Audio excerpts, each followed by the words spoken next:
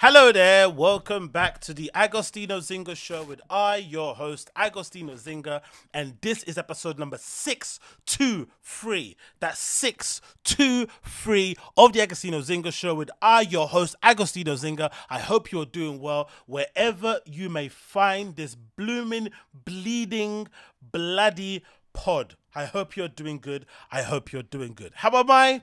Okay, all things considered. I had this big elaborate plan in mind where I was off to go to a little powwow thing in central London for this great app that's about to come out that I'm really excited about.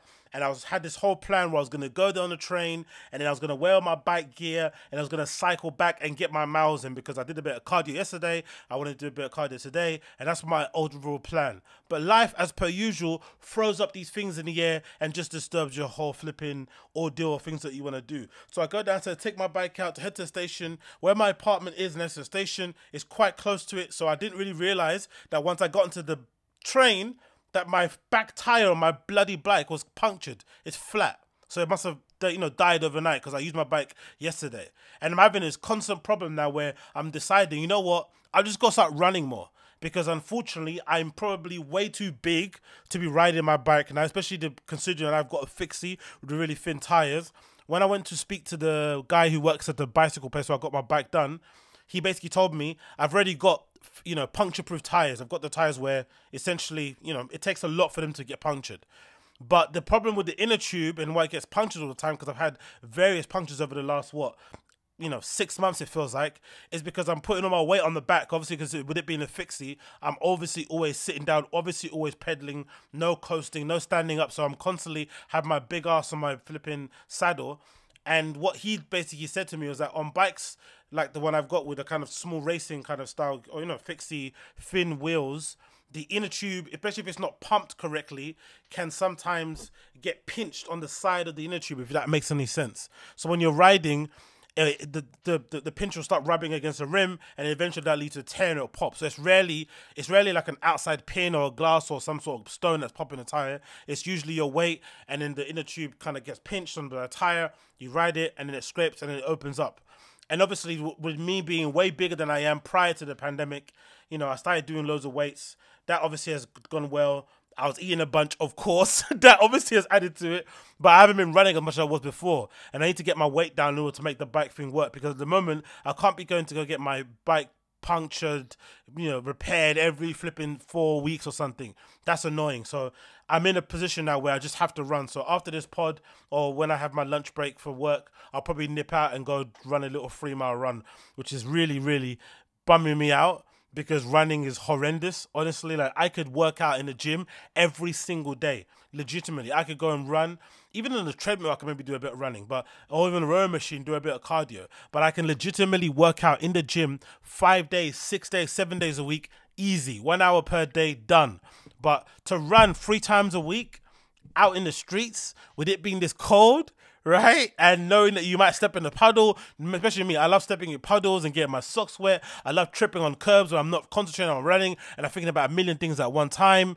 And in general, it just hurts every part of your body way more than anything that you're doing in the gym. So it takes a lot for you. So if you have friends who run often, they've usually got something, especially for me, I had my stuff going on in my head. I used to seek running out as a way to kind of cleanse that and get me nice and mellow. Now I've got the pod, obviously, that helps. But if you've got friends that run a lot, usually they're people that I would assume have, a lot of internal monologue going on to make that thing work. Or they're just savages in terms of being able to wake up at like 6 a.m. every morning and go for a run. That requires, self-discipline and grit of another level to do that every single day without no delay. Like for me, when I was at my peak, I would sometimes, to avoid any excuse, I'd have my running stuff packed up and like at the end of my bed. Obviously, because I'm tall, sometimes I can knock it up, but sometimes I'll leave it on the side. But I usually leave it at the end of my bed so that when I'm resting around or about to work, or when I'm awake and on my phone, I legitimately see my running shoes and my shorts there, or that one shoe that hasn't fallen off, whatever. That's the kind of thing you have to kind of do to yourself, and then just put it on and hope it goes well. The first mile is always flipping horrendous. You feel like stopping, and then you suddenly get into a flow, and then you can't, you can't get to the finish. You want to go further and further and further as you get into the flow of it. But I guess I realized that I probably have to start running again to get his weight down to make the cycling easier, and so I don't keep, busting my tire, which is mad. And imagine, I got so much ass so much ass that I'm busting my tire every time I'm cycling. I'm annoyed, man, because I honestly did want to ride back home today from central London. That would have been a nice 4 to 5 miler, maybe even more, maybe 6. I'm not too sure. Maybe 4 to 5, maybe 4 to 5. No, let's say 4 to 5 miler. That'd have been pretty nice. Got that already logged into my car, just set up. Then I could go back to the gym again tomorrow. But I'm gonna have to go run outside today and get that running in. So, to move on quickly, because I've got many topics to talk about and I've got to jet off quickly, I'm going to quickly mention this.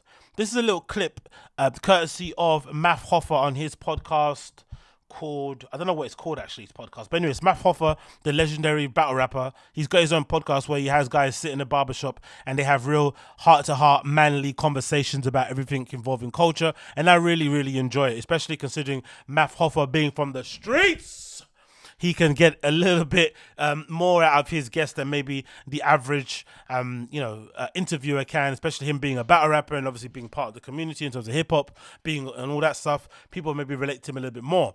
But regardless, he sat down with DaBaby and had a really good conversation with him about his career, relevancy, all this stuff going up and down, drama stuff. But I really like this section that they talk about where DaBaby basically is expounding on the fact that he hasn't necessarily processed the death of his brother who unfortunately died because of suicide, and just basically talking about the struggles of it. And he raised a really good point because he mentioned something like he records a bunch of music that's really personal to him that he never ever releases. It's just kind of self-therapy. It's never done for the consumption of the crowd or for regular punters or regular fans like myself. It's only done for him and maybe his close friends and family, and that's it. And that stuff never comes out, which is pretty insane to think. He's got a whole stash of these records in his vault that he doesn't release, which I think, in my opinion, especially being the DaBaby fan, I would say he's probably struggling a little bit now, obviously with the comments that he made and the drama he's gone through. But I think a lot of it comes from the fact that people look at him and he just looks like a bully. He looks like a big bad bully Superman type character who's got no emotions. So I think, if anything, what would actually help his career is if he actually opened up a little bit and decided to be a little bit more vulnerable and put his guard down. I'm not the tough guy, or I can be the tough guy when need be, but I also have these emotions like everybody else. I go through, self-doubt. I feel a little bit whatever he can make up, in terms of putting it on wax and stuff. I think that would be actually quite beneficial to his career. But anyway, regardless, he made a really good point here, or he was talking about something that I thought was really interesting that I wanted to talk about when it comes to birthdays and celebrating them. And something that I kind of was thinking about now, because I was having to describe the pod to people who don't know me, and I had to describe it honestly because I don't like to lie, especially people I just met. It just doesn't make any sense lying about stuff. So I kind of laid it on thick in terms of why I started this, which was essentially a self-therapy thing, and the fact that I don't really have many real-life friends, and I'm trying to keep myself to myself for the most part. I think I could get friends if I wanted to have them, don't get me wrong, but I don't exactly go out of my way to hang out with people. I just stay by myself for the most part, and I like it like that. It is what it is. I'm not going to cry and moan about it. That's my life, and I've kind of made my bed, and I'm happy to lay in it. But when it comes to birthdays, I've always struggled with that also because I don't ever enjoy or like them. And that may come from some past trauma. It may be a bit of a cope. I'm not really too sure, but DaBaby speaks about it a little bit, and then I want to kind of expound on it myself and the things that I think about when it comes to birthdays and how I kind of process them, especially nowadays with people doing them on social media and making a big fuss about them. But this is DaBaby speaking, I think, briefly about it. I think it's around here. Let me see. It'd be like that. It was like that really every time. You know what I'm saying? But I kind of understood why I ain't feel nothing. It's just how I've been set up. Like, I'm a nigga who don't even celebrate his birthday, bro. Like, I don't even celebrate my birthday. Like, I'm that type of nigga. Do you get that that's not normal? For sure. Like, as a baby, like, I'm starting to. Yeah, but it's not just I'm starting to peep that. Like, see, it take for you to goddamn to try to do for others what you wish somebody would do for you. Mm-hmm. And see that not go the way you think it would go. Mm-hmm. Then you get it. Then you get that this shit not normal. You get what I'm saying? Like, I'm glad he said that because I thought I was a bit of a freak. Because once you look on social media, you see a lot of people who really, really care about their birthdays. They will, make a birthday week, a birthday month. Like, it's crazy how far and how hard people go for their birthdays. And I've always thought after a certain time in your life, maybe over the age of 18, you should maybe knock it on the head if you're a bit of a grown-up. Just allow it. It's not that serious. No one really cares. But for some people, it is just a good opportunity to celebrate and get your friends, all in one room, have a bit of a good time, and just kind of welcome in the a start of another year for you. Celebrate the fact that you haven't passed away and you're still here to enjoy the fruits of this wonderful life that we live, or whatever the reasons may be. But I think for me, aversion to celebrating my birthday probably stems from my childhood in terms of I never really had the means to celebrate it the way I kind of thought in my head I wanted to celebrate in terms of money. And I never was somebody that liked to ask for things, especially if I kept getting no's. So really early on, if you keep getting no's and you keep getting told you can't do this, can't do that, eventually you just learn to deal with the fact that you can't do it. And you just get numb to the idea of being disappointed or feeling left down or feeling left out. I remember one kind of, monumental part of my life where I kind of had to process, okay, I'm not going to be able to do anything that I want to do whilst I'm a kid. I have to just wait until I'm an adult. Was when I was in primary school. This is a really dumb example, but it was at the first holiday that we had. No, it was the first trip that we had it was the first trip we had in primary school, sorry. In primary school, I must have been how old? I guess I was probably 11 or something, or maybe under 11. And it was a trip that you go to Paris. And I think at the time, if I'm not mistaken, it was like a geography trip, something to do with geography. And we were meant to do that. And I couldn't go. So it's like you meant to go to a boarding thing and stay over and sleep. And I remember not being able to go. And I remember being really disappointed and hurt by it. Then we had another trip later on that was a trip to go to Devon. It was another geography trip. So something to do with agriculture and whatnot. And I couldn't go to that. And then soon after, I developed a bit of numbness. And I put a bit of a guard up when it came to holidays. I immediately would just make excuses and just dumb it down. Or just kind of, take the piss out of it. Who wants to go here? Who wants to go there? That's where lame people go. I'll just make all these flipping coping mechanisms. I had all these coping mechanisms to help me deal with the disappointment or with the reality that I couldn't go and didn't have the means to go even if I wanted to. That's the main thing I did. And then when it comes to birthdays, I think it's odd because I used to have really good birthdays. Like when I used to go to church quite often, which was between the years of I must have been from 18 to 22 or 23. I was going to church religiously every single weekend. Sometimes I'd be going all week during the summer when there'll be a special, special event thing going on there. Big up everybody that went to KICC back in the day. You will know the vibes. And it was fun. Had a good time there. But I remember celebrating my birthday pretty decent there. And what would happen is that my parents would give me 50 quid or something. And I'd take my friends out and we'd go to Nando's. And usually I'd be the one kind of covering the bill. And I loved that thing because I remember at that time also, that was when people were starting to do birthdays where they would invite you to a restaurant.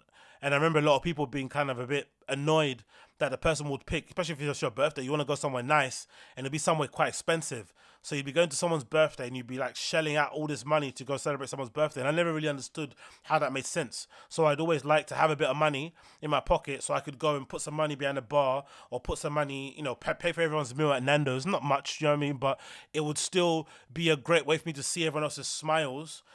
Even though it's my day, everyone else is kind of happy, having a good time, having a free meal, hanging out and shooting the shit and whatnot. And that would be quite cool. But then the older I got, I just became numb to it. I didn't necessarily care. And I think most of it probably has to do with the fact that I kind of carry this mantra in my head. I got no friends, I got no friends, I got no friends. It's obviously an insecurity. Even though I say it's not, it definitely is because I know I probably should have some.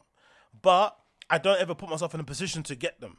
I don't really keep in contact with people. I don't like meeting up to do things for the most part. Lately, only in the last year or so, have I made a purposeful effort to try and meet people if they say they want to meet me.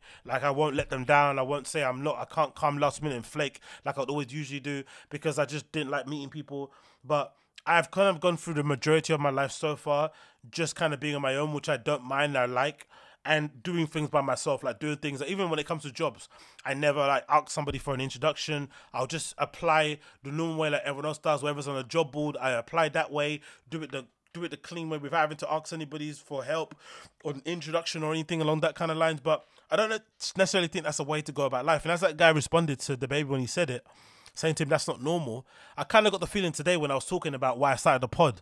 Or I got no friends, that's why I started the pod, so I can talk to strangers online. Or so that I can build this community of people all around the world that I feel like I've got a kinship with, even though I don't know them personally and I'm never probably going to meet them.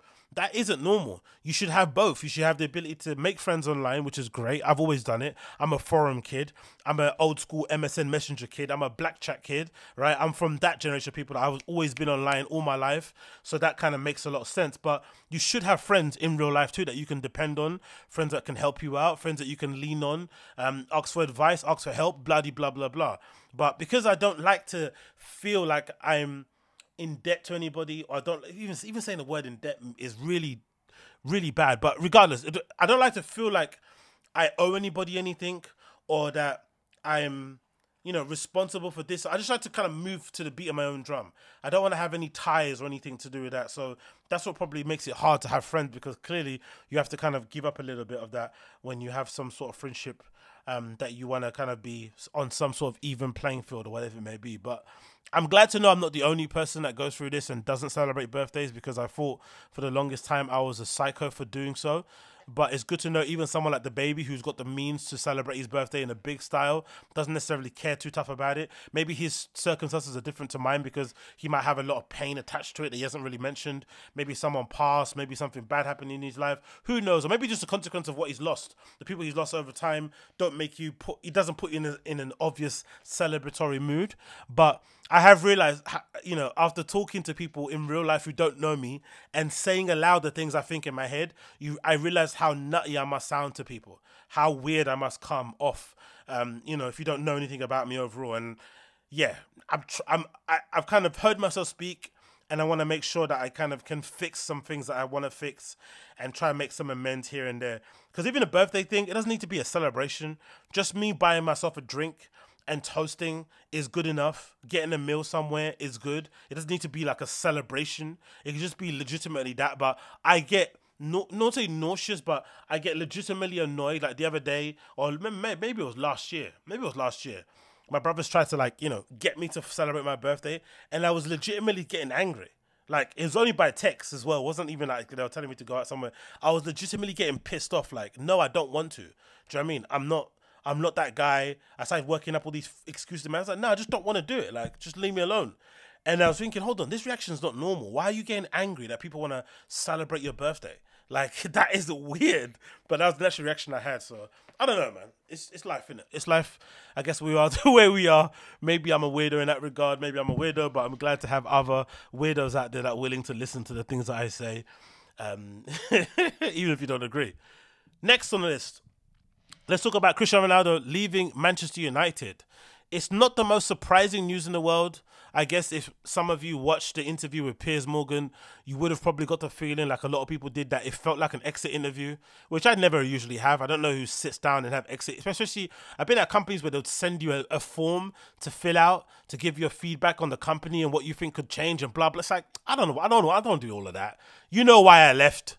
Do you know what I mean? Especially if it's you left against your will. You know why I'm not there anymore. I don't need to have no flipping exit interview to explain to you any other details. That doesn't make any sense. But in general, Cristiano Ronaldo interview was crazy, because it was probably the first time we've ever heard a player of his stature, especially at United, kind of coming out and criticising the Glazers. Not really, but more so criticising the board and the people who basically run the club. Not the overall owners, but if you diss the people that run the club, you're by proxy insulting the owners and kind of calling into question their ability to run the club. And obviously his beef with Erik ten Hag wasn't the greatest, and maybe his comments about some of the young players weren't the greatest. But in general, it did seem like an interview that someone will be doing knowing full well they're not going to come back to the club. And this World Cup being in Qatar was I keep knocking the mic, was perfect for Ronaldo. Perfect timing. Just before Christmas, ahead of the January transfer window, if we were going to sell him then, it's obviously best now because he's left at mutual consent and both parties have walked away from the deal. But even if he did stay and it was a sale, they would have just let him train with the youth team players or just told him to stay away from the club, train on your own, and then got the deal sorted out and he would have been fine. So it's kind of worked out for everybody in the right way, I think. So this is an article courtesy of the Man United official webpage, and it said Ronaldo to leave. Cristiano Ronaldo is to leave Man United by a mutual agreement with immediate effect. The club thanks him for his immense contributions across 2 spells in Old Trafford, scoring 145 goals in 345 appearances. Wishes him well and his family well for the future. Everyone at Man United remains focused on continuing the team's progress under Erik ten Hag and working together to deliver success on the pitch, which is an interesting comment to make when you're doing the statement about Ronaldo. But essentially, this is something that I feel like benefits all parties. For Ronaldo, I feel like in the interview with Piers Morgan, he did mention that he felt like maybe he went with his emotion and not with his rational mind when it comes to choosing between Man City, United, and other clubs. He probably should have looked a bit closer at the finer details, asked people behind the scenes what was going on at United, and then he would have probably came to a decision that it probably wasn't the best club for him to come to. I was legitimately surprised when he did sign for us.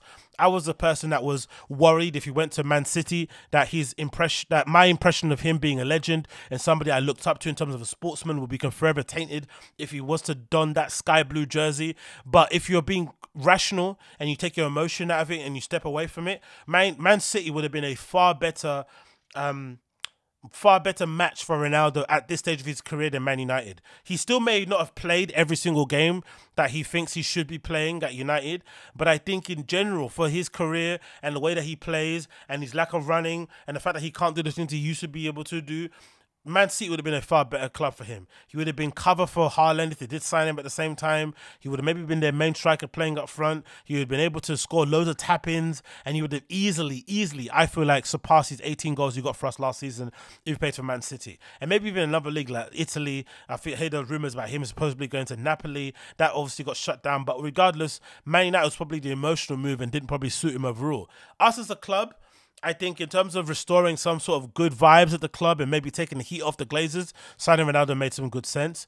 But I think everybody that was kind of looking at it and being objective would have probably saw that it would have caused more issues than bad because Ronaldo demands so much. He's such an elite sportsman. It was unlikely he was going to come into United and just be happy to sit on a bench and collect checks. He's not that kind of guy. That's the whole reason why he's still playing at the level he's playing at. He could easily be playing in Saudi Arabia. As he mentioned before in the interview, he had an offer, I think, from a Saudi Arabian club or a Qatar club, not too sure. So a club in the Middle East that offered him, a crazy amount of millions. If I'm not mistaken, it was like 345 million or something stupid like that he was offered by one of those leagues, but he doesn't want to do that. And I'm assuming he'll be able to make, a bucket load of cash if he went to the MLS also, but he doesn't want to do that either. So he clearly still wants to compete at the highest level if possible and try and win domestic trophies, the league, or even compete in the Champions League.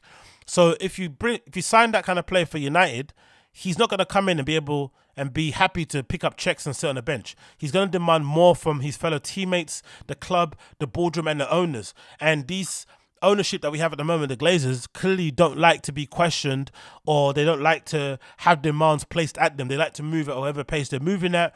They like to do business a certain way, they like to run a club a certain way, and the way that they like to run the club essentially isn't necessarily grounded in trying to become the best club in the world. They just care about becoming maybe commercially viable and becoming more of a success in terms of business. But in terms of us being the best club on the pitch, in terms of winning trophies and challenging for big honours, they don't really care about that, and Ronaldo does. So that was always going to be a mismatch for me. But I feel like overall it's been a necessary evil, if you want to describe it that way. I feel like he kicked everybody into gear. He raised the standards of the club. He demanded more out of everybody. And in the end, it ended in a bit of a shit show. But in general, he still got what he wanted because he wanted to leave. He didn't want to stay at a club where clearly the manager didn't rate him or didn't think he'd be a starter for the club. He clearly didn't want to be at a club also like United that's kind of languishing outside of the top four and will most likely not finish in the top four by the end of the season. And he obviously went to compete for the highest honours and have that prestige, still attached to his name before he ends up retiring in a couple of years, like he said, maybe in his 40s. So I'm not really too bothered about it in that regard, but in terms of him being our number one striker to play and also not having any backup at the moment, Martial being a little bit of an injury prone, Rashford not being the best person to play up front, and I also don't believe the club are gonna sign off on us signing a player in January, because I think the Glazers were quite adamant that we wouldn't be signing anybody in January. So the fact that would happen, I'm not really too sure. So I'm a bit worried about that when it comes to the club. And in general, personally for me, I would have found out a way to kind of make it work. I know it's a bit crazy to say that, but I think as cover and I think as leadership in the overall team and to uphold the standards until the end of the year, I would have done that. But if you've got Erik ten Hag in place now and you are believing in him and you think he's going to be the one to return us to our past glories, you have to empower him to feel like he's in charge. And you can't have a player, regardless of what their stature is, basically calling into question his authority, even if what Ronaldo says has warrant, because I do believe a lot of what Ronaldo said. It's hard to be the judge and jury at this because it's a little bit he said, she said. You don't really know who's telling the truth, but don't really see the need for him to lie. We've seen how self-centered he is and how unable he is to basically reflect on his own declining powers. But I also don't think he lies. He may be oblivious to the fact that he's not the player he once was, but is he going to categorically lie and make up something? I don't think so. So I think the emotions that he felt about Ten Hag bringing him on late for games, putting him on bench, they were valid, of course. I'm not going to dismiss them. And I also think that behind the scenes, some things were said, some assurances were made, and he didn't feel like they were followed through when it comes to the game. So I can understand why he felt disrespected, why he felt slighted, and he had to make a stand for it. And unlike Van der Beek, which is the complete opposite, to think about the contrast in terms of players and how they go about it. If you're Cristiano Ronaldo of his stature, when you're a player of that ilk, you won't accept being on the bench. You won't take it kindly. You're going to kick up a fuss or be a bit moody. But if you're a player like Van der Beek, I feel like the club can sometimes take advantage of your humbleness and your kind of manners and basically treat you like crap and not really let you have the ability to prove yourself in the team with some consecutive games. So it's a bit of a toss-up in terms of how you deal with it. The best thing to come out of this has definitely been this news, courtesy of the Man United official webpage again, which I'm so ecstatic about. I'm over the moon about this. It's legitimately the best news I could have ever heard this year. This is a great way to round up the year. Manchester United announces process to explore strategic alternatives to enhance the club's growth, aka the Glazers want to sell. I'm over the moon. These tyrannical, useless, inept owners, one of the worst owners in football history, that have kind of dragged my glorious club into the doldrums, right? Dragged us into the doldrums, lowered the bar so it's in hell, and turned the club into a toxic mess that it is. They're finally leaving, and they're finally exploring options to sell. Hallelujah. Because for me, I feel like all the subordination, even when you think about Ronaldo and other players, stuff are going off the field, I feel like it's a consequence of the culture that the Glazers have built in that club.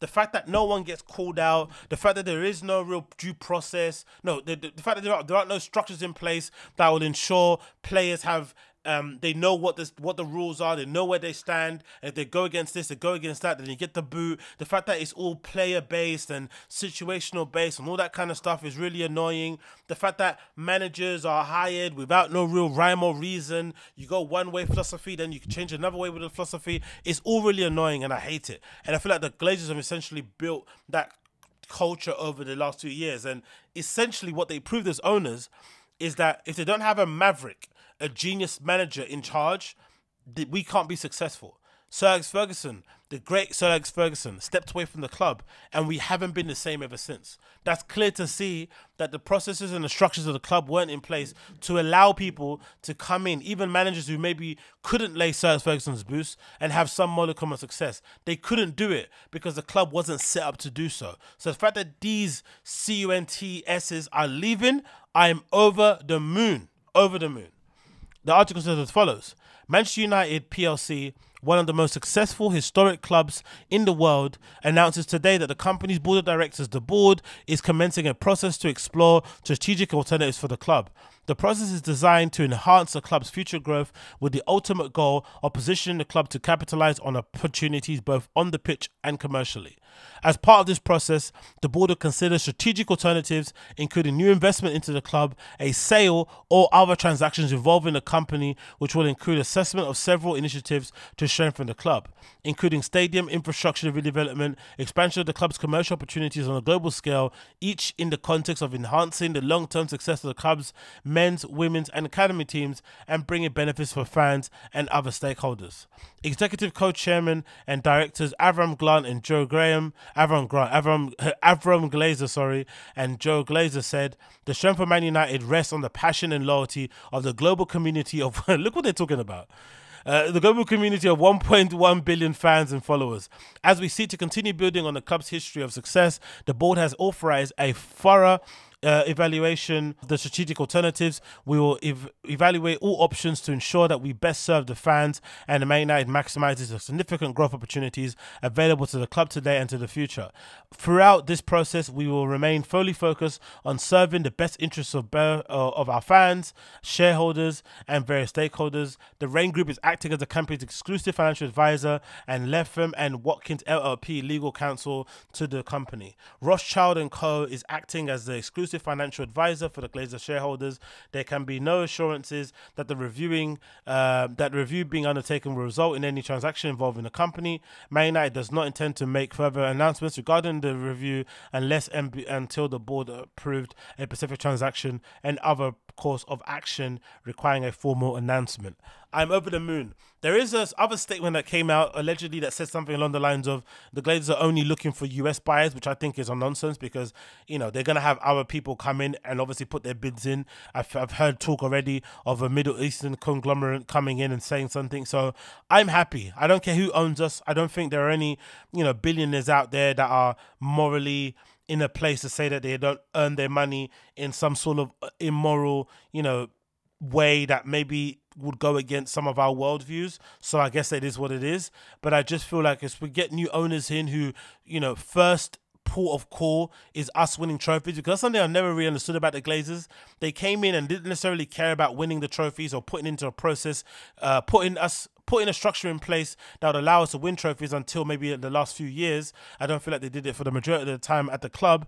And the weird thing is that the more successful a club is on the pitch, the more commercially viable you are, and the more able you are to exhaust and to flip and rinse and pull as many dividends as you want out of the club if you're more successful on the pitch. And they didn't want to do that. And now things are kind of drying up, and you're seeing now that other clubs are pulling away. The financial backing of clubs like Man City and flipping Newcastle is only going to get higher. Arsenal on the brink potentially of winning the league. You've got Chelsea, who are also always going to be in and amongst it.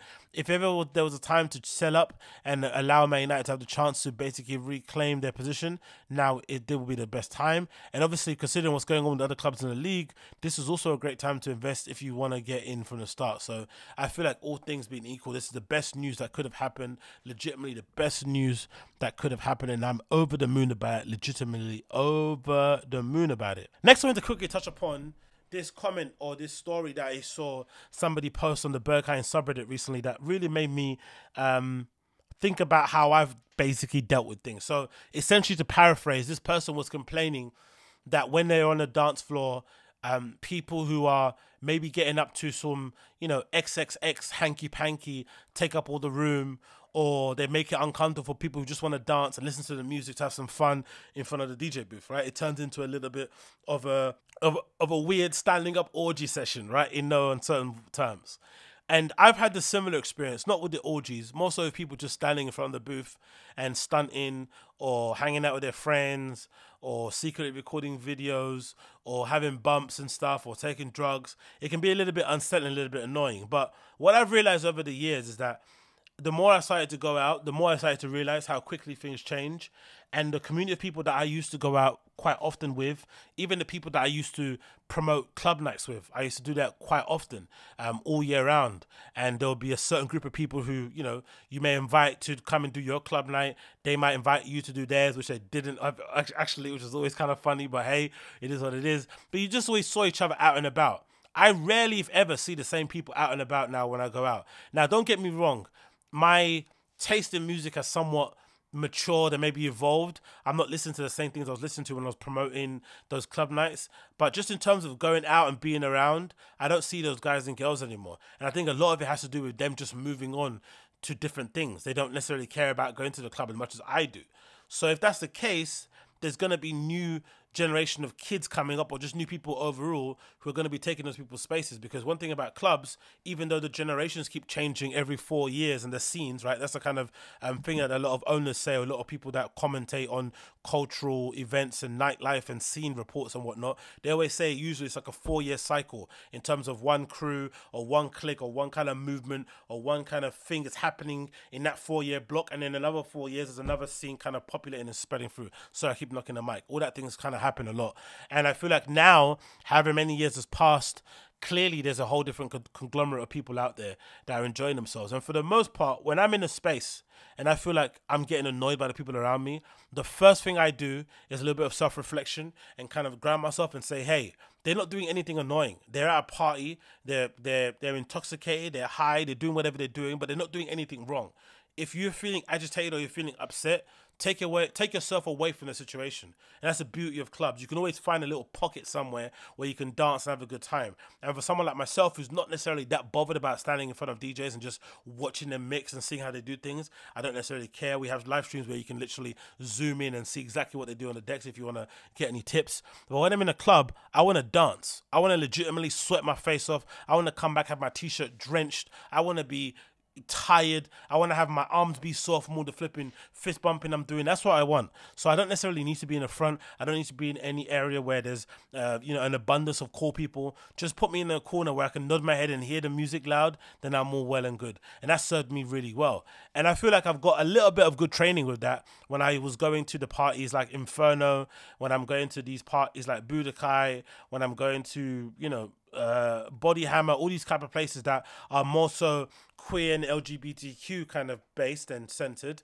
And me coming in as a straight guy, I kind of feel like I'm taking up space, or you don't want to put people off, or you don't want to, be a vibe killer because you're giving off too much cis, straight, guy energy. So I usually just find my space or my place to kind of dance, and I kind of keep to myself. It's been difficult in the beginning, especially in the start. You go to these flipping Inferno raves and stuff, and you see these people walking by in these amazing outfits, boys, girls, whatever. You want to touch, you want to talk, you want to admire, you want to exalt, you want to praise.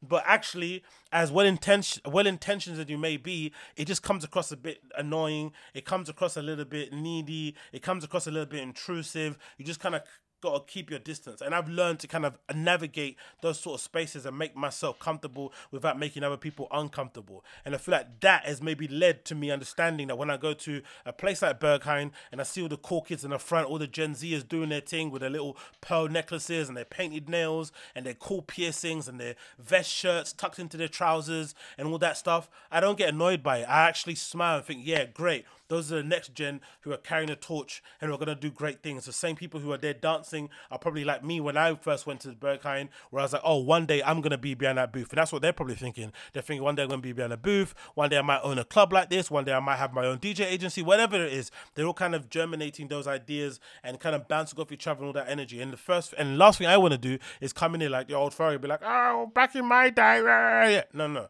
I just pull myself away from the situation, find a little pocket that I can dance and have a good time in, and it's all well and good. It's all kind of been removed. Because I hear a lot of people talking about, Gen Z and kind of making them out to be the most annoying people ever in the world. Trust me, they're not. I know what we used to get up to when I used to be out in clubs, right? We used to do just as bad as they used to do. Like, I've got my education about knowing not to do certain things on the dance floor or how to maneuver myself, but that comes with experience, that comes with knowledge, that comes with going out a lot of times, sets of reps, being out there. And sometimes people care more than others, Maybe I have more sensitivity to these things because I'm more foreign to it, but maybe this new generation don't, because that's their day-to-day life. They know how to, they know about pronouns, they know how to interact with spaces that aren't necessarily designed for them and not be overbearing. It's just something that's ingrained in them because that's what they've lived, that's what they've been brought up in. Maybe I haven't, because I'm having to kind of educate myself in real time, but I think in general, if you're ever in a space and you feel annoyed and you feel like people around you are doing this and they're doing that, look at her, look at him, blah, blah, it's never them. It's always you. Take yourself away from the situation, go to the toilet, have a little drink, maybe drop a pill, whatever it may be, come back out, find a corner for you to go and dance in, and then just stay there and you'll be fine. And everything will be forgotten about. It'll all be a distant dream. I guarantee it'll be a distant dream. That's my impression anyway. Next on the news here, we got news courtesy of Mixmag, which I thought was pretty cool. It says Travis Scott and Skepta to headline new Virgil Abloh honoring festival in Miami. I immediately thought about it. So I was like, oh yeah, damn, it's actually a 1-year anniversary coming up, isn't it? If I'm not mistaken, Virgil Abloh passed away like the end of November, beginning of December. So his 1-year anniversary of his passing is coming up. 1 year already. And it feels crazy because I remember when I used to keep looking at Virgil's Instagram story, which I absolutely love. And I feel like maybe that's where I decided to carry the torch in terms of just uploading mad Instagram stories. Because I think I remember when he passed, one of the things I said I remember I would do as a sort of way to honor his legacy and the kind of impact I felt like he had on my life in terms of what he did. His outsized impact, I feel like, was to do just a million projects at once, and I feel like I've kind of done some of that, but also the Instagram stories thing, and also another thing also that I've learned from that I've kind of done as to kind of carry the torch, just following people who follow you. Rags. If you follow me and you're cool and we have a little interaction, bang, I'll follow. Do you know what I mean? I'm not tight with a follow. Replying to everything, like especially if I see stuff online. But let's continue. It says as follows. A brand new festival honoring the late DJ and fashion designer and entrepreneur Virgil Abloh is set to go ahead for the first time this December in Miami. Mirror Mirror Festival will take place across one day, December 3rd, at the Miami FPL Solar Amphitheater at Bayfront Park as part of the city's up-and-coming Art Basel affair. Art Basel. That's always a indicator that the year's ending, isn't it? When Art Basel comes around. Like all year round, flipping influencer tour, you're going to all these different places, and then boom, Art Basel Miami, you're kind of chilling out with a Negroni, looking at people in your free Stussy garms, loving life.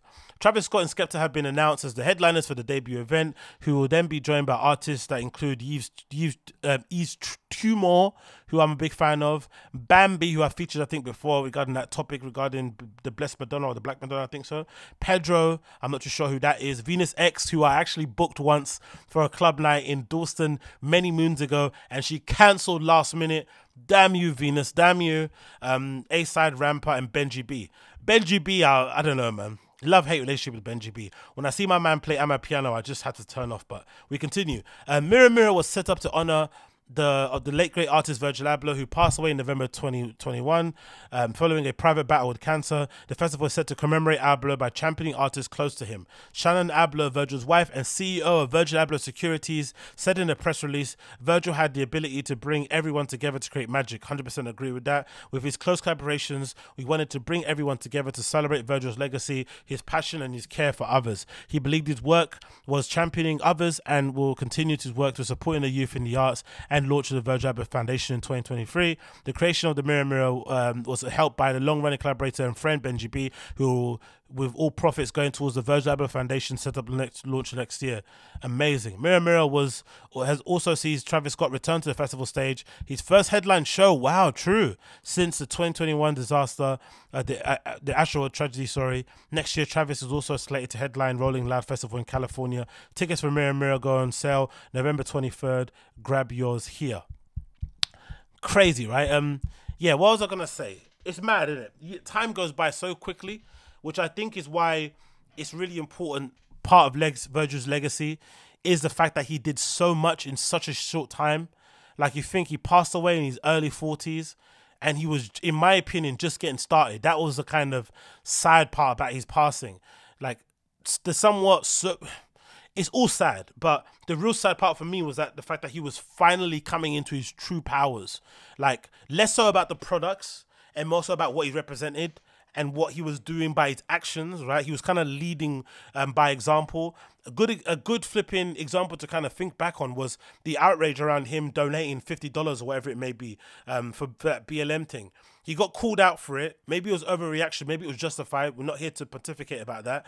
But his reaction to it was incredible. All those trusts and things that he set up and foundations came, I feel like, and again, maybe I'm misremembering it, but I feel like it came off the back of that call out because of what he donated during the whole post-George Floyd sort of unfortunate passing and tragedy at the hands of police brutality, and also the after effects with BLM and what happened afterwards. He responded in the best way possible. He put his money where his mouth is, and now in his passing, unfortunate as it is now got this legacy that will live long past even us passing. His name will be forever tied to the fact that he is essentially the person who is sponsoring, helping, mentoring, and providing a platform for these young designers or young people who just want to do cool things. He's basically provided that platform and foundation for them, and it's incredible to see. I also love the fact that Shannon Abloh's getting involved, his wife, who by all accounts purposely wanted to stay away from the limelight, kind of stay behind the scenes, and I read some other articles that said she'd always been involved in his business. She just was never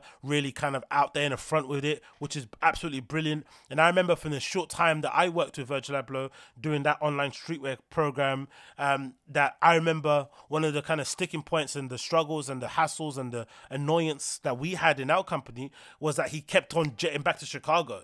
He'd come to Europe to do a project or come to look over a collection vacation or do some meetings, and he'd legitimately get back on a plane to go and hang out with his family again, like back and forward. It was absolutely insane. So it wasn't even like he was one of these other kind of, you know, dirtbag, scumbag people who had a family at home but had a completely different life outside of that. When they were in Paris, there was City Boy doing all sorts of madness. No, he was going back and forth to visit his family on a constant basis. I can't imagine the amount of air miles he must have had before he passed away. Must have been absolutely insane.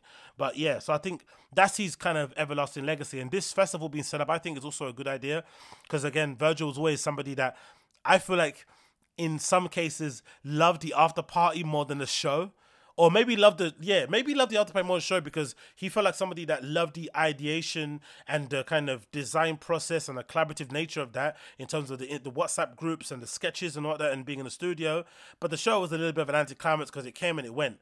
But then the creating the lasting moments were kind of the pre-show and also the after parties, where you get to meet people, touch bases, hug, you know, hang out, play some great tunes, have that moment on Instagram, maybe politic and link and build with some people. All that stuff was probably stuff that he probably lived for, and that was a part of his life force. And if anything, those were the things that people look forward to as well when they go to Paris. If they went to go to Off-White show, oh, where's the after party? Where can we go? Where can we go after? Where's the DJing? Where's that happening? Blah, blah, blah, blah. And it kind of went on and on and on. So I feel like this is probably the best way to honor him, with having these sort of celebrations, especially at a place like Art Basel, something that Virgil would have obviously done himself, I think, easily, had something going on in that regard. But yeah, it's just sad to see that it's 1 year gone since the great man passed away. I feel like he didn't get his flowers when he was around, unfortunately. I feel like a lot of people clearly, you know, went out of their way to try to rewrite history, like they were always supporting the guy after his passing, which is unfortunate. But in the end, it's still welcomed, I feel like, you know, regardless if you are kind of acting brand new or pretending like you didn't like the guy when he was around. The fact that now he's passed and people are honoring him and giving him respect that he deserves is still great, because his kids, when they, you know, grow up, they'll see all these amazing flowers, all these, you know, influential people in the industry giving him his flowers, saying great things about him, a community of fans and whatnot that, you know, stretches far and wide, and their own kind of, you know, family and friends close to them that are supporting them. All of that will still be beneficial, I think, going through in the future. So it's all well and good. But, you know, thoughts and feelings go out to Shannon Abloh and the kids. Hope they're doing well and they're being strong and people around them are supporting them. Thoughts and feelings go out to Virgil Abloh's close friends, because I'm sure this next week and so will be bittersweet, celebrating the guy's memory, but also knowing that he's not here anymore is going to really hurt. But in general, you know, he created such a lasting legacy in such a short space of time. He led by example. By all accounts, was a genuine nice guy. There's not a lot of them in the scene, trust me. I've been around these people. Some of them are absolute cunts. And the fact that he wasn't, and he had every right to be, given the amount of clout, success, the friends that he has, his network, he could definitely be one of those guys, and it would be somewhat understandable. But he went out of his way to be nice, went out of his way to be kind, went out of his way to have manners, to be personable, right? The kind of guy that will shake your hand and not give you that scene, like loose kind of wet fish shake. He would shake your hand, look you in the eye and say good, whatever, compliment you on something that you're wearing, exchange a couple of DMs, leave you a comment on your flipping Instagram like he did on mine. Do you know what I mean? Just be nice. Like, you people on his stature don't do that. Do you know what I mean? They hardly double tap a comment if you leave it on an Instagram account. The fact that he'll leave a comment, an emoji, double tap or like, or even share stuff on your stories, it goes a long way. I know it's not anything, doesn't mean nothing in the grand scheme of things, but think of the people that are in the scene that don't do that. He did that and went out of his way to do that. So I feel like that is something that I've kind of learned and kind of decided to embrace in my own life. Even though I did it anyway, but in terms of saying, hey, if this guy that reached the heights of all heights can be nice and decent and not get too big for his britches and not be just an overall megalomaniac, then I have no right to be it, especially at what I'm doing. You know what I mean? I'm nowhere near the success level that he's at. Obviously, I hope to get there and surpass it. But at the current moment, I have no reason to act brand new if this guy didn't act brand new. And, you know, I just love the fact that in general as well, after his passing, no one had a bad word to say about him personally. Everyone can say what they want about the product, can say what they want about the clothes, can say what they want about the activations, collaborations, maybe the views. But him as a human being, everyone had great things to say about him. Legitimate great things, and I absolutely love that. So R.I.P. Virgil Abloh, gone but never forgotten, and thoughts and feelings go out to his family and friends. It's definitely going to be a tough time, you know, celebrating or remembering him 1 year gone. But again, he's left a lasting legacy that I feel like will stretch on way, way, way, way past, his natural life, in my opinion. But hey, so this topic is an interesting one. This is about Lilly-Rose Depp. And I feel like it has some parallels with the things that I've been talking about when it comes to stand-up comedians on my live stream, The Random Show. And when it comes to stand-up comedians, I feel like one of the main criticisms that comes towards somebody like a Brendan Schaub is the fact that he doesn't recognize or acknowledge the advantages that he's been given and the opportunities he's been given through his relationship and close friendship with someone like a Joe Rogan, and maybe the platform that he has with The Fighter and the Kid and all that stuff. It's basically allowed him to jump the queue when it comes to comedy, or even just his career as a content creator overall. But for some reason, he seems to be really unable to recognize that influence played a large part in the fact that he is the person that he is now at the moment, but he doesn't want to recognize it. And I feel like Lilly-Rose Depp's situation that she's currently going through, where a bunch of models are attacking her because she came out in this interview with Elle and essentially poo-pooed the idea that her being a nepotism baby had anything to do with her success in modeling. And she thinks that it was all to do with her hard work. I feel like what Lilly-Rose is saying is something that is echoed by a lot of nepo quote-unquote babies. There's a small community of them, right? I can think of a Tracy Ellis Ross. Big up her, big up auntie. There's not a lot of other examples of nepotism babies who are, or people who are born from families who have an outsized influence in culture, or who are famous in their own regard and have the ability to give their kids every opportunity needed in order for them to advance their career. There's a very small contingent of those nepotism babies who are aware of the advantages that they've been given and acknowledge them and just do the work. There's very little of them. For the majority of them, it feels like they go out of their way to fight against that nepo baby label, not acknowledge the advantages that they've been given by the luck of being born to the family they've been born into, and just attribute all their success to hard work. A good example being that Kim Kardashian rant about hard work, about people not working hard enough. I'm sure, like I've said many times to people in real life when they ask me about the Kardashians, because I guess people just assume that I would hate them, but I don't. And I've always said that I don't think it's easy to be a Kardashian, to be like a full-time essentially influencer of your own body, and you want to look a particular way. It's not easy. Even if you're getting surgery, you still have to work out, you still have to abstain yourself from eating certain things, you still have to sleep a certain amount of time, you still maybe have to avoid hard drugs and alcohol for the most part. There are things you have to sacrifice and do to keep your body in prim shape so you can fit in sample clothes, go and do shoots, fly around the world. It's not an easy job. I'm pretty sure it's not an easy job. But for Kim Kardashian to stand there and say anybody could look like them, anybody can do the things that they do if they just worked harder, is incredibly insulting, because essentially if you weren't born into that family that allowed you the ability to experiment with your career, to take some chances, to avoid certain pitfalls that other people in your age group can get into, or just the hard luck of being brought up in an area where you don't leave your area and you have an unfortunate passing before the age of 21, so you can't even fulfill your dreams, all those play into it, all those play a part in the person you end up being as an adult. But for some reason, I don't know why it is, but nepotism baby can never figure it out. And I, for one, don't get it, because I've always thought to myself, if I was a nepo baby and I was born into a family of, wealth, privilege and influence, I, of course, would use it to do the thing that I wanted to do, whether it was be a photographer, start my own magazine, have a creative agency.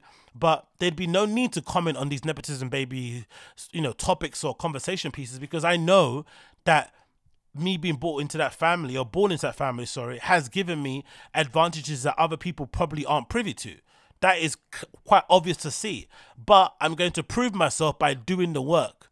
Maybe my parents got me the position, cool, but I'm going to keep the position by being really good at my job. And that's something I've never really understood why these nepo babies don't do. But I guess, like I was mentioning earlier about me having this trope or this cope that I do about no friends, it's basically a kind of shield for an insecurity. Maybe this is what they're doing with these nepo babies. Maybe they're so insecure about the fact that they're a nepo baby that immediately when it comes up, they just want to be defensive about it, because you don't feel good, having people look at you thinking you're only there because of your dad or because of your mum. So I can understand the trepidation around it. The interesting thing about me with Lilly-Rose Depp is that high fashion Twitter, for the most part, was celebrating her because they felt like she was a perfect match for Chanel.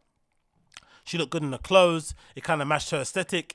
And it was maybe the defining moment in her quote-unquote modeling career that was going to take her to the next level. But then as soon as she opened her mouth and started talking, people immediately started to realize why they weren't necessarily the biggest fans of her as a person, and why maybe, you know, she doesn't necessarily get it overall, and it completely turned on a flipping sixpence, which is absolutely incredible.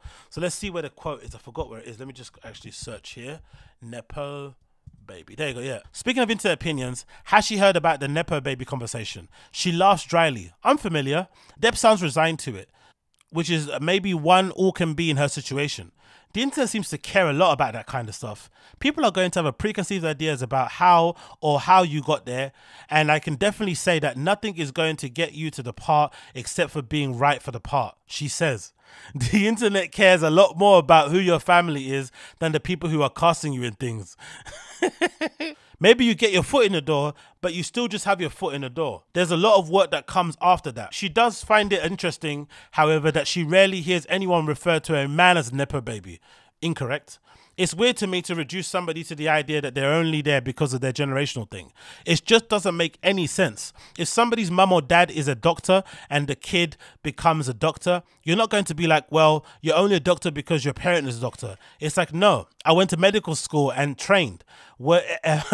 Ever careful, she's quick to add that she by no means comparing her work to that of somebody in the medical field. Okay, cool. I was about to say, I just hear it a lot more from women, and I think that is, and I don't think that's a coincidence. Okay, there's so many things wrong with this, it doesn't make any sense. The internet seems to care about a lot of these things than most people. That would be true because most people on the internet are just average, everyday people. They're not people of privilege. They're not people that work in the industry. They don't see stuff that behind the scenes. So all you can do is comment on stuff from just what you see in front of you. And that revolves around a lot of gossip. It involves a lot of conjecture and a lot of just mindless rambling. That's the nature of people viewing stuff on the internet. You're going to see it. You're going to comment on it. It is what it is. Right? That's not that big of a deal.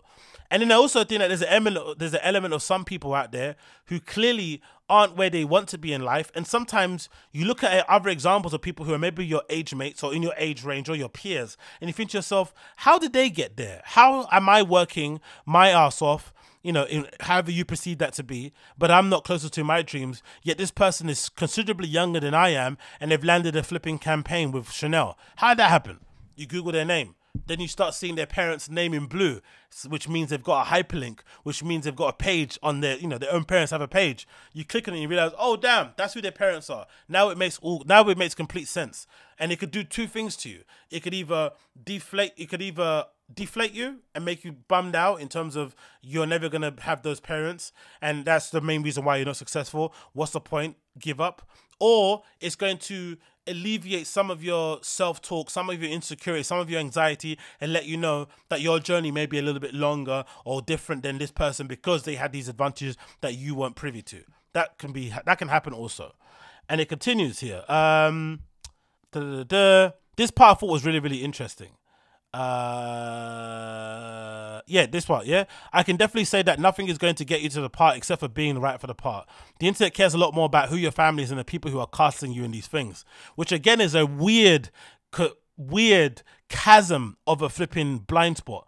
Because what she's not understanding is that behind the scenes, before she gets into the room, calls are being made, texts are being exchanged to make that experience, you know, easy.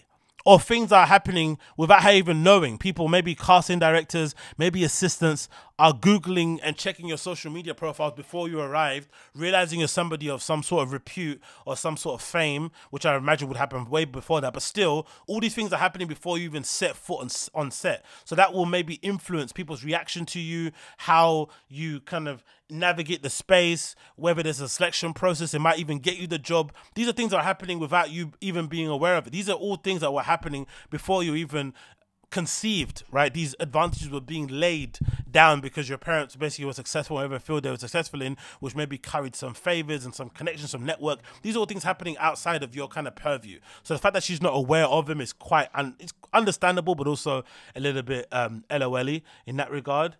We continue. I hate how she says in this bit, maybe you get your foot in the door, but you still just have your foot in the door, as if the foot in the door isn't everything. How many of us would die, would kill to have a foot in the door in whatever industry that we're hoping to make it in, just so we can prove ourselves? Most of us are like that, right? Myself included. I think of my DJing stuff. I never want to be given an opportunity based on the color of my skin or where I'm from, ever in a million years. But if somebody gave it to me and said, hey, this is your foot in the door, that would be my foot in the door to show and prove that despite you giving me this position or this opportunity based on the color of my skin, I'm actually good enough for the job. I can perform. I can do the thing that you need me to do.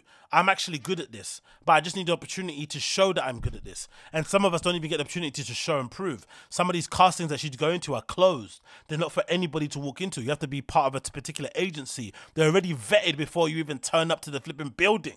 Do you know what I mean? So this idea that a foot in the door is just a foot in the door is something somebody of privilege will say. Because it's as if like, oh, we've all got the same 24 hours. Yeah, to a certain extent. But some of us have things, you know, if you're looking after an entire family and you're 18, your 24 hours isn't the same as some girl who, you know, goes to Yale and also is a full-time social media influencer on the side. She maybe has more time in a day to do the stuff she wants to do because she doesn't have to look after, you know, a little brother, a mum that may be incapacitated and a dad that's not present. That's completely different type of 24 hours. So this is a little bit infuriating, but it continues.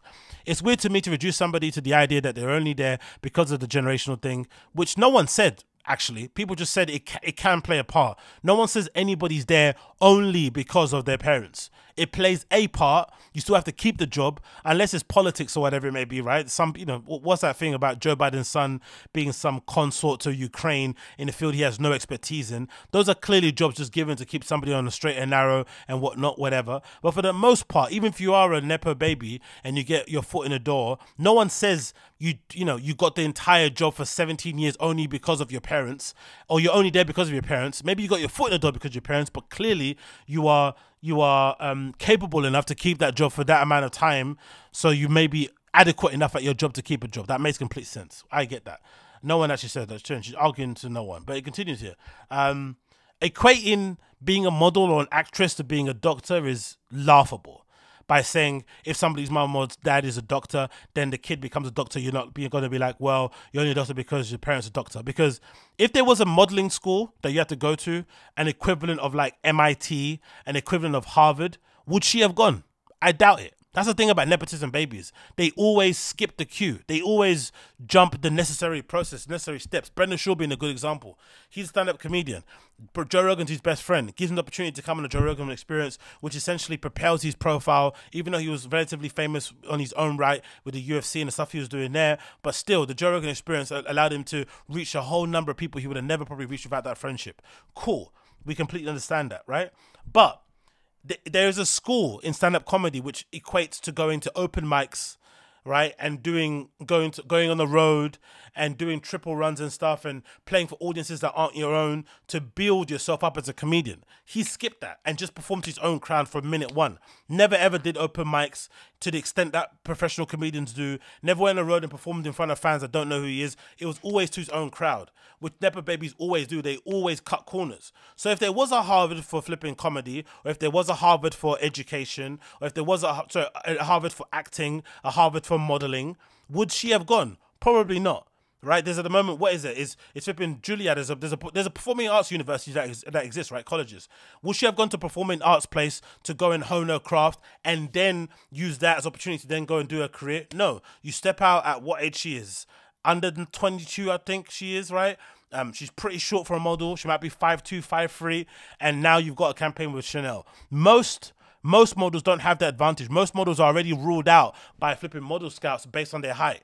They might see somebody that's got an amazing face, but automatically rule them out because of their height, because of their shape, because of their whatever it may be. But you get the advantage to even be seen in that way because of who your parents are. Obviously, it helps that she's got a face. Cool. That clearly helps. But the attributes that most models have that they kind of can't help, you know, in terms of their DNA and their genetics, they're already counted out. But you get counted in based on your lineage. So to kind of compare it to doctor thing is insane because number one, if there was a school for modeling, they wouldn't go, and they'd obviously keep skipping the queue regardless. It continues. No, I went to medical school and trained. Okay, cool. Ever careful, she's quick to point out that by no means this means comparing the works, just a coincidence. But I also laugh at she tried to turn this into a men and women thing. There are plenty of nepotism babies within, that are men that people also call out. I don't think it's a gender thing in the slightest, in my own personal opinion. But again, what do I know when it comes to this sort of topics, innit? What do I know? But obviously, forget my opinion on this whole matter. The most important and the most interesting and eye-opening opinion of all this thing was definitely models coming out and essentially denouncing everything that Lilly-Rose Depp had to say about being a nepo baby and the advantages that's come from it when she wants to be a model. And they completely ripped her to shreds. And it was pretty interesting to see because it was models that covered every kind of remit. It wasn't just done in terms of, I feel like, out of any type of jealousy or anything, because some of these models are super successful. Some of them are on the come up. Some of them just have a good and comfortable career. And they all categorically came out and essentially, denounced and, basically called into question everything Lilly-Rose Depp said. And I thought it was really, really illuminating. One model here called Vittoria Ceretti said as follows. This is her, obviously, as you can see there. Looking very, very good in the headshot there. Nice colors in the black and white. And then her actual comment here is quite eye-opening. It says as follows. I just want to share a thought here because I can. I bumped into an interview of a so-called nepo baby or whatever y'all call it because privileged daughter / son, cousin, niece, nephew, whatever of some kind of celebrity. Let me tell you something. Yes, I get the whole I'm here and I work hard for it, but I would really love to see if you would have lasted through the first 5 years of my career. Not only being rejected because I know you have an experience with it and you can tell me your sad little story about it, in quotation or in brackets, even if at the end of the day you still always go to cry on your dad's couch in your villa in Malibu. But how about not being able to pay for your flight back home to your family, waiting for hours to do a fitting and casting just to see a nepo baby walk past you from the warm seat of his or her Mercedes with his or her driver, her or his friend, assistant, agent, taking care of his mental health. You have no fucking idea how much you have to fight to make people respect you. It takes years. You get it by free from day one. I have many nepo baby friends whom I respect, but I can't stand listening to you compare yourself to me. I was not born on a comfy, sexy pillow with a view. I know it's not your fault, but please appreciate and know the place that you come from. Love, XV. And it's interesting because I feel like there's a bunch of nepo babies or people who come from privilege in the DJ world, for instance. One that I can immediately think of is Peggy Gou. But she goes out of her way not to speak about her background and her family and how she got brought up because it just invites unnecessary criticism. Why open yourself up to it? But in some areas, nepo babies want to kind of stand up for themselves and say, no, I'm here because of my hard work only.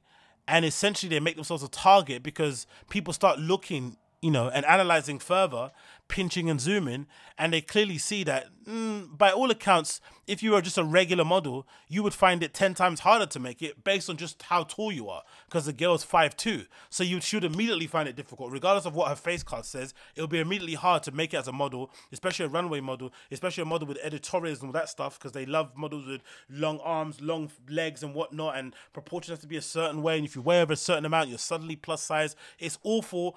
It's really shallow and whatnot, but it's clearly hard to get in just based on stuff that you can't even control. So the fact that you get a foot in despite all your quote unquote modeling flaws or acting shortcomings says everything you need to say about being a nepo baby. That's the whole point. You get given advantages or introductions that most people wouldn't get, and some things get overlooked that other people wouldn't overlook. And also, as she mentioned here about the struggles, if you do get rejected, it must be nice to get rejected on some comfy pillows. It must be nice to have people, taking you to and from your airport and not having to jump on the public transport or, fight for a space on a flipping bus or not have money to come back home from a flight, from a casting. All those things definitely help your ability to land the job, because if you have somehow a clear, calm state of mind, that will allow you to present your best self. But when you're worrying about, looking after your brother, whether or not you have enough money to send your mum, whether or not this person has this, that, that's going to affect your ability to kind of do a good job. I would assume so. That's just my assumption. And then look at the list of other models that came out and said something. This is courtesy of Model Facts on Twitter, who put together all these screenshots and endorsements from other models who absolutely tore this lady a new one. Another one I have to point out here that someone said, let's talk about Anok. It's Anok Yai opens up about her struggles as a newcomer in the conversation regarding nepo babies. And again, let's get everyone's face card up because I feel like that's important to set the tone so you know that they're legit and it's not just some random person talking. These are actual legit models speaking about this stuff. And this is Anok Yai. She says as following. How do you pronounce her name? Anok Yai or Anok Yai? Anok Yai, I'm going to say. I remember at the very beginning of my career, with all this hype around my name, there was this perceived notion that I had an upper hand. I can tell you it was quite the opposite. Words can't begin to explain the feeling of being a young new face having to navigate this industry full of powerful, influential people and feeling like you are nothing. I moved to New York with nothing but my college debt and $30 to my older sister gave me. With the viral photo, many people, even ones in the industry, beloved. What's the viral photo? Is that the one? Is Anok the one from from a festival? Is that Anok? I'm not too sure because I'm not. Again, when it comes to models, that's my blind spot. I love fashion, but models, I have no idea what their names are. But is she the one from the festival where she's wearing like some denim shorts and a black top? Look, her skin looks amazing in the sun. Is that her? I'm not too sure. But anyway, let's continue. With the viral photo, many people, even ones in the industry, believe that my notoriety provided me some type of privilege or power. But I quickly learned that what it means to truly have power and privilege. Because at the end of the day, I had none. I was just a new face. I remember just weeks into my career, my agent sat me down and told me, everyone thinks you're rich now, so you have to play the part. Oh my God. Amazing, isn't it? You gotta love fashion and modeling in general, or the fashion industry overall. Just your image alone, the fact that you are certain places, people think you got money, which might explain why people, I heard people say it's a lot, like with influencers. You might see them in certain places wearing certain things, but some of them don't have $50 in their bank account, which is absolutely crazy to think of, right? But it continues here. And I did play my part. I knew that was my way in. I remember barely being able to afford living in New York, but having to budget out flights, hotels, cars for work, taking out loans so I could buy food, drowning in debt, seeing myself on billboards but having a few dollars to my name. Imagine how that must feel. Seeing yourself on a billboard for this amazing campaign, looking amazing, looking cool in clothes, going to all these shows, having all these people on your phone, but then you don't have any money in your bank account. God almighty. I had to fight for every single thing, but I don't mind. I wanted to earn my stripes. Every day I went to casting after casting, go see after go see. I knew that if I walked into a room, the only way I would be remembered was by being one of, if not the most talented or interesting people.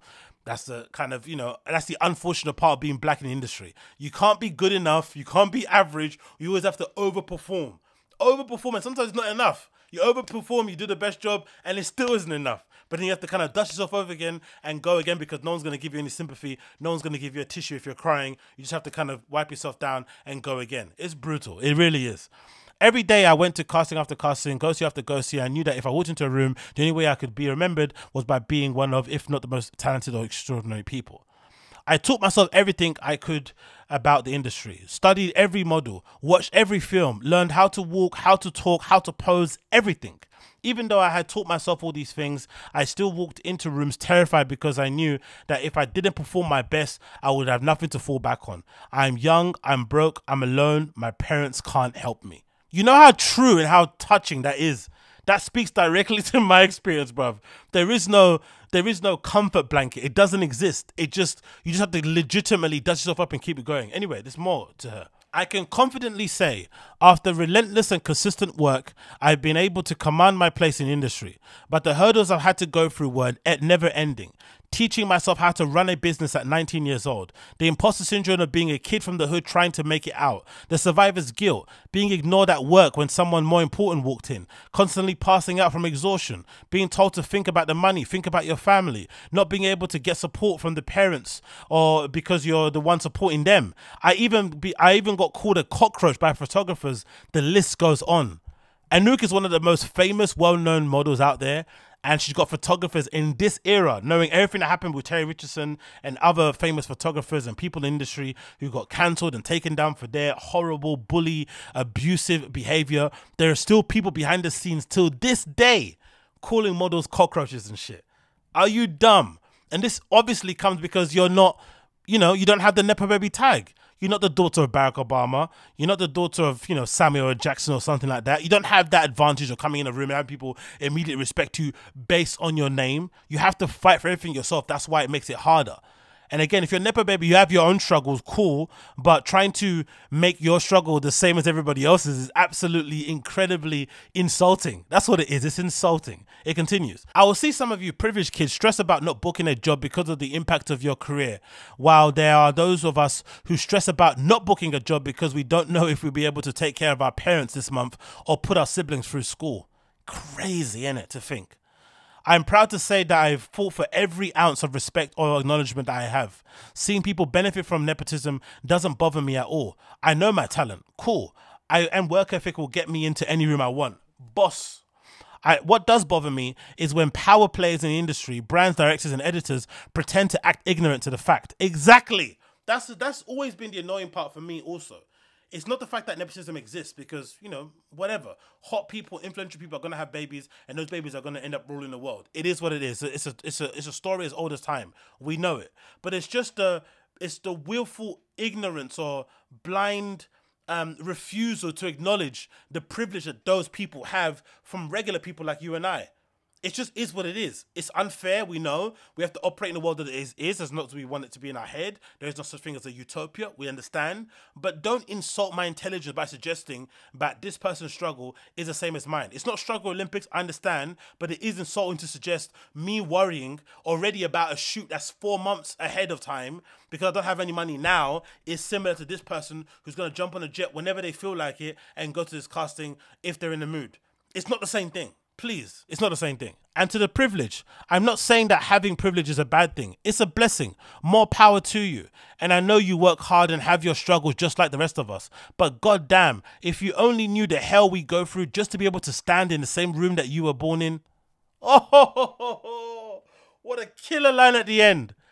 If you only knew the hell we had to go through just to be able to stand in the same room that you were born in. That's it. That's a mic drop. You don't need anything more to say that.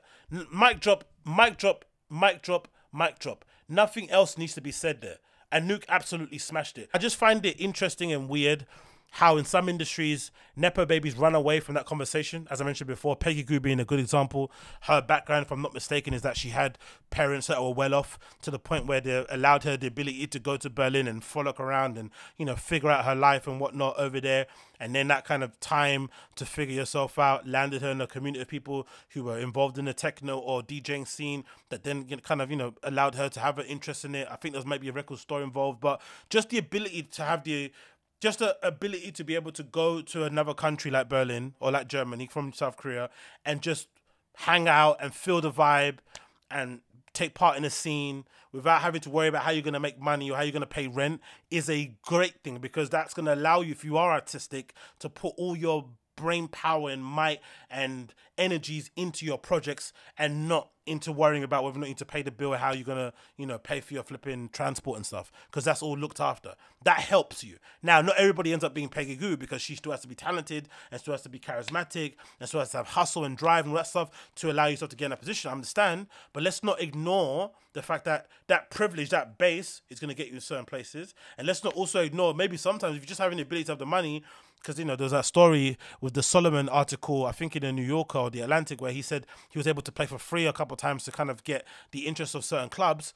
I'm sure if you're a nepo baby and you have the ability, especially if you're a DJ and someone wants to book you for an event but they don't want to pay or they can't pay, but you can pay for your own flight, accommodation, and, you know, spending money, it's going to allow you the ability to maybe get into a situation where somebody of your talent level maybe shouldn't be, because you have the ability to pay for a flight to go to Miami, to go to Ibiza, to go to Berlin, to go to Detroit and go and play in places for free and build up your repertoire that way, build up your CV, and then eventually become the person you want to become later on down the line. Now, that's not to say that that excuses you or that invalidates you as a person or as an artist or a creative, but let's call a fact a fact. Those things definitely do help. For sure they do help. And the fact that some nepo babies can't see that is always puzzling to me. I never understood it, because I don't think privilege is bad.